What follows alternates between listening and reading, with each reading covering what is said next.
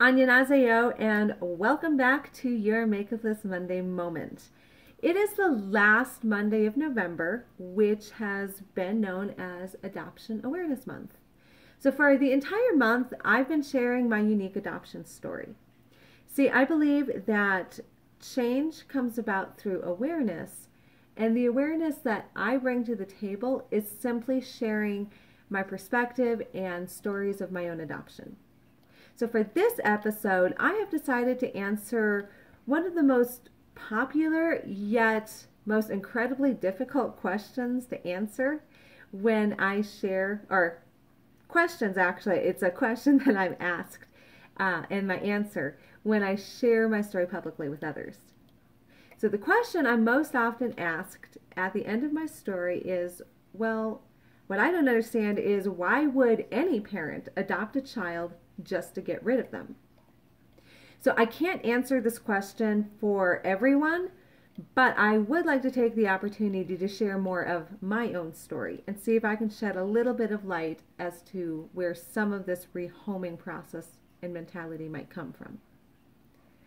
So as you know from my previous stories, I am adopted from South Korea, and I was flown to Minneapolis, Minnesota at 6 months of age. There I stayed with the Bibles, who were my first adopted family, until they decided to dissolve the adoption due to my behavioral issues. And this is what I refer to as a rehoming process. So it's not the same as a parent who is about to adopt a child and then that falls through. The rehoming process, or a dissolved adoption, refers to adoptions that have already been legally processed and finalized, and then the family, for whatever reason, decides to get rid of that child and place them either in foster care or into another home for them to be adopted. So for me, I was fostered actually from the Bibles to the Copleys, starting at around, it was like late 3, early 4, until my adoption to the Copleys was actually finalized at nearly 5 years of age or so. So the second adoption actually turned out worse than my first adoption, resulting in really severe physical, mental, emotional, and sexual abuse pretty much my entire lifetime with them. It didn't help that when I arrived to the Copley's house, I already had really severe behavioral issues, and the main solution was to spank me based on a passage that my parents used from Proverbs. And actually, in the entire religious Christian community that I grew up in, there are many scriptures that are used to justify corporal action or corporal punishment, but this one is one of the most common ones. Foolishness is bound up in the heart of a child, but the rod of correction will drive it far from him. So this intense drive was most likely further incentivized by a basic care bulletin published in 1990 by the Institute in Basic Life Principles, or IBLP.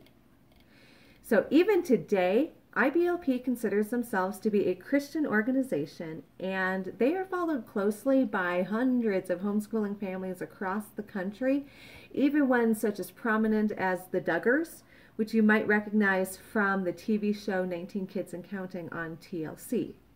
Ken Copley himself would later go on to serve as a senior staff member and biblical counselor for IBLP.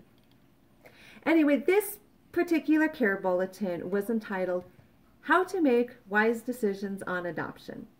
And I'd like to share some of the thoughts and quotes from this bulletin and the information that my parents helped disseminate amongst their church followers and from IBLP themselves. So the beginning of the article seeks to address the question, is there a biblical premise for adoption? Well, seemingly, the process of accepting a non-biological child into the home supposedly has very little biblical premise beyond the stories of Moses and Esther in the Old Testament. According to the article, there is no mention of the concept of adoption in Mosaic law, and adoption itself is really kind of a modern day practice. So the article goes on to emphasize that God first and foremost very clearly places great honor and value upon the creation and maintenance of the biological family. Now there is a caveat of acknowledgement of the command, take care of the fatherless and widows, but beyond leaving some leftover wheat in the field for them to pick up after harvest, the article basically leaves it open that there are no other mentions of any other biblical examples for the treatment or for the supposed treatment of adopted children. When it comes to child discipline, the Bulletin states that God confirms the relationship between a lack of discipline and a poor parent-child relationship. Hebrews 12:8, but if ye be without chastisement, whereof all are partakers, then are ye illegitimate and not sons. In other words, if you are struggling as a parent, or if a child and parent are struggling in their relationship, the cause of that is a lack of discipline that the parents are inflicting upon the child. The Bulletin also goes on to address issues of female barrenness, adoption, and conception. So the premise for this portion of the article comes from the question of, well, why does it seem that we can't have children? We've given up hope having children. So we go through the adoption process, or we're in the middle of the adoption process, and then all of a sudden, we're now pregnant with this unexpected pregnancy that we've always wanted. The Bulletin actually claims that barrenness of the womb is the fault of the woman. It's caused by the woman's own tension. Now that's a quote, tension. So, if she wishes to bear children, instead of seeking adoption as an option for creating a family, she needs to confess her sin and allow God to be the one to open her womb. So the conclusion is that adoption is nothing more than a premature and hasty answer of man to a woman's barrenness and her relationship with God. To further compound this issue, there is a story shared in the article that refers to adopted children as Ishmael and biological children as Isaac's. So, to give you a quick review on your Old Testament history, basically God had promised Abraham a son, and Abraham went and slept with his wife's maid in an attempt to fulfill this promise of God. The result of this union was Ishmael. However, Abraham later went on to father Isaac with his own wife Sarah, and thus you have the beginnings of Judaism and Islam, supposedly. At least that's how it was taught to me. Anyway, so you get the idea that Ishmael is an illegitimate, unwanted child that's causing a lot of problems in Abraham and Sarah's home. And Isaac is the fulfillment of God's promise to Abraham and Sarah. The Bulletin goes on to share a personal story from a family describing how God blessed them because they chose to forego an Ishmael from the adoption agency and waited instead on God's timing for their Isaac. So, moving on. Considerations for a prospective adopted parent also included figuring in the forefathers' lives of an adopted child. The article shares stories, and the stories are titled things such as how a baby was affected by bitter parents, and how a 3-year-old girl was influenced by strong-willed forefathers.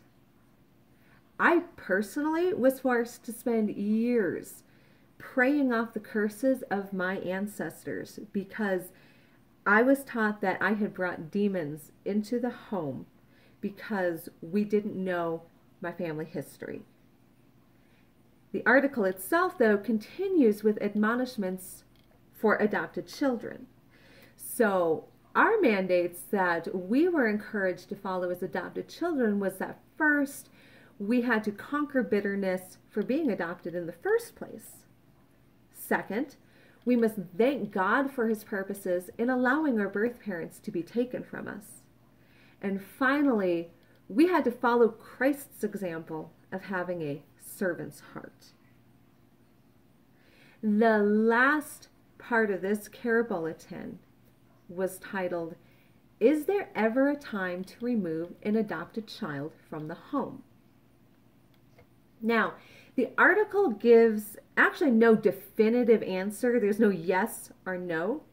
But what it does give are study after case study that gives credence to the disruption that adopted children bring into the biological home and the ensuing family peace that results when that child is removed and dismissed from the family.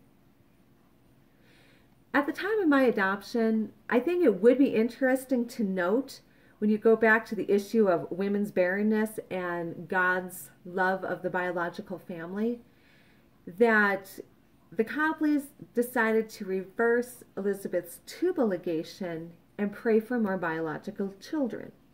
So as a result, I am the fourth, but only adopted child in a family of 7 biological children. So I wound up being placed in a family who believed biological children were God's best for the family.